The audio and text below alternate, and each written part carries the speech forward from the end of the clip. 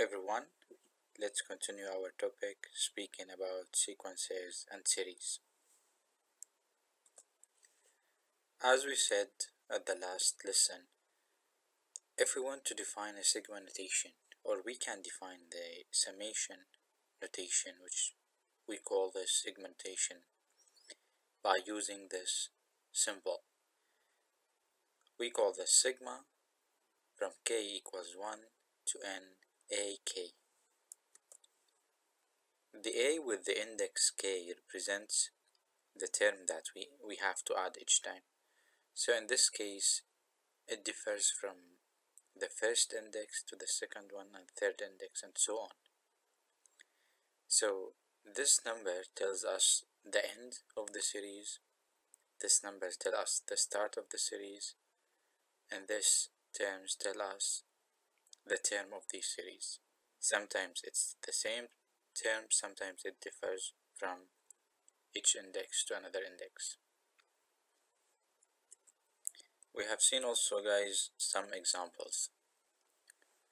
For example, this one we said that we have the a with the index I, and sometimes we can change the index. Instead of having pure index which is I, we can change this into some expression with I. So in this case 2j. Still we can change these numbers. So instead of starting from 0 or 1 or 2, we can start from any number and we can end with any number, even infinity, and we call this infinite series.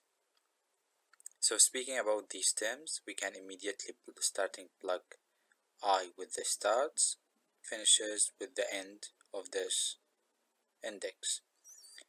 So starting from I equals 0 and ending at I equals 4, and doing all these terms. In this case, for example, we have only one term because starting from 1 ending at 1, so technically or basically we are having only one term, which is a1 in this case, which is 3. Okay guys, let's try to solve some examples.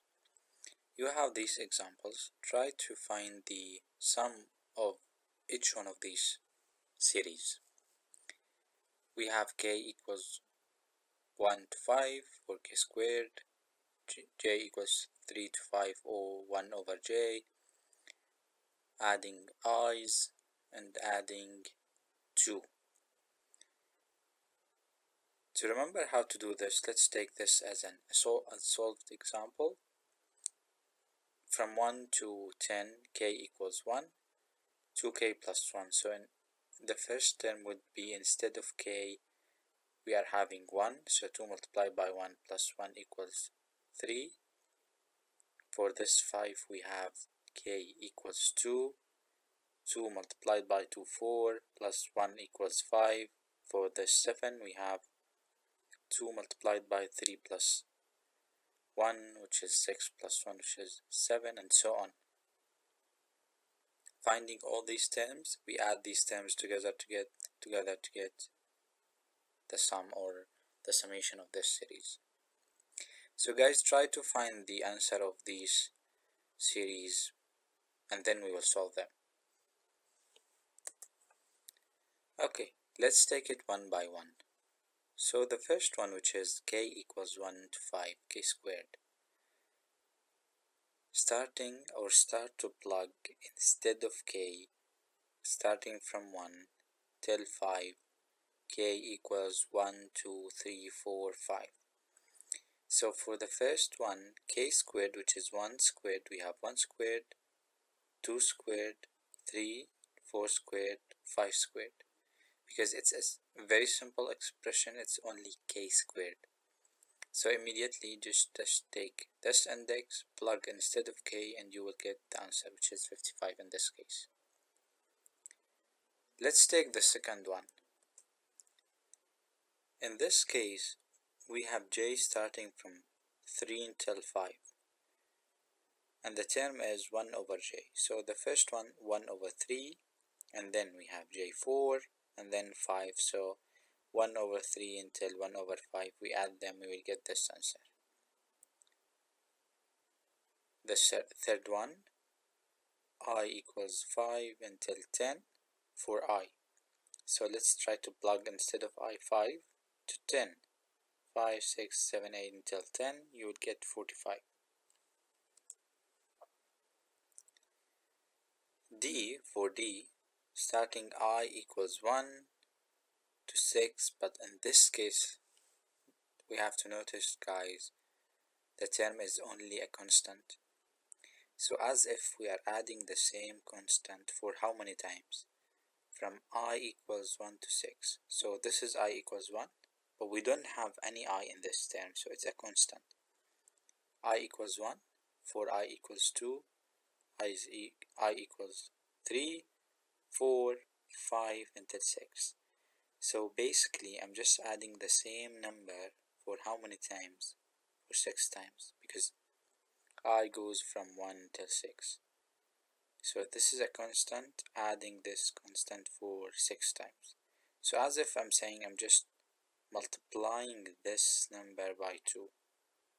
We will see these types of special series when we have a formula of the answer. So instead of doing the calculations, immediately we can have the formula. So this formula would lead us to the answer immediately without writing the terms, without calculating the addition or of these terms. Okay guys, let's try to look at another example.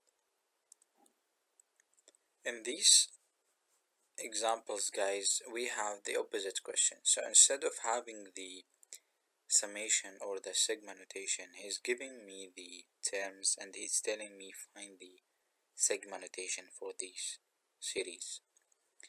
So look at this A example. So we have 1 cubed, 2 cubed, 3, 4 cubed, 5 cubed, 6 and 7. So it's telling me write this in sigma notation. So guys, try to write this in sigma notation, keeping in mind that we have this 3 is constant over all these terms, while we are changing the base in this case. So how to write the index, how to write the sigma notations, having index, starts, ends, and the term. Try to solve this A. Okay guys, look at the solution of this question. So basically we have each one of these terms represented by two things. The base is changing between one term and another one, while the power is constant. So how many terms do we have? 1, 2, 3, 4 until 7. So basically I can write that we have a sigma notation starting from 1 ending at 7 with k to power 3. So because k is changing while 3 is constant over all these terms. So this is how we write this sigma notation to this series, and still we can find the answer, which is the answer of this summation, the answer of this series. Okay, so try to solve the next one. So in this case we have radical for some bases, some terms, some numbers. Try to find how many terms do we have and how to write these with sigma notation. Okay guys, take a look at this solution. So in this series we are not starting from 1, as you can notice, or 0, we are starting from 3. So basically we have k, which is the term changing from one term to another by just adding 1, until 77. So from 3 to 77 we can write we have k starting from 3 to 77 radical k. So we can write this series as radical k, and we are increasing over the index, which is k in this case. He's telling me also that we have some tricks or ways to write the sigma notation. Let's take a look at this sigma notation and let's try to change the index of this sigma. So if I want to this index to, instead of starting from 3, starting from 0. So as if I'm saying we can add this 3 to the index, to the expression or the terms, while keeping the index starting from 0. So we can write this starting from 3 to 77 or from 0 to 74, and we can add this 3 to the expression. So k equals 0, it's 3, yes, it's 3. K equals 1, it's yes, it's 4, and so on until 74. Thank you guys, hope you enjoyed the class.